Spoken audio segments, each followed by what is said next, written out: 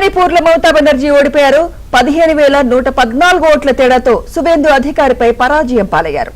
ఇదే అంశంపై మరింత సమాచారం మా ఢిల్లీ బ్యూరో చీఫ్ కృష్ణ అందిస్తారు. కృష్ణ, డిఫీట్ కి మెయిన్ రీజన్స్ ఏంటి కృష్ణ? అసలు సుమిత్ర, భవానీపూర్ నియోజకవర్గంలో జరిగిన పోరు దేశవ్యాప్తంగా సంచలనం సృష్టించిందనే చెప్పొచ్చు.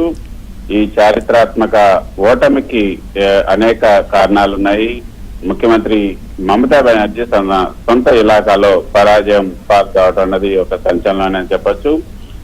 సుమిత్ర, 2021 ఎన్నికల్లో నందిగ్రామంలో మమతా బెనర్జీని ఓడించినటువంటి సువేందు అధికారి ఇప్పుడు ఆమె సొంత నియోజకవర్గం అనేటువంటి భవానీపూర్ లో కూడా విజయం సాధించి తన ఆధిపత్యాన్ని చాటుకున్నారు.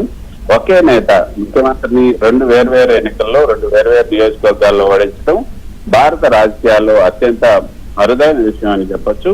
భవానీపూర్ మమతా బెనర్జీకి అత్యంత సురక్షితమైనటువంటి స్థానంగా భావిస్తారు. 2011 నుంచి కూడా ఆమె అక్కడ ప్రాతినిధ్యం వహిస్తున్నారు. అయితే ఈ తాజా ఫలితాల ప్రకారం పట్టణ ఓటర్లు, ముఖ్యంగా దక్షిణ కోల్కతా ఓటర్లు అధికార పార్టీపై విముఖత చూపినట్లుగా తెలుస్తుంది.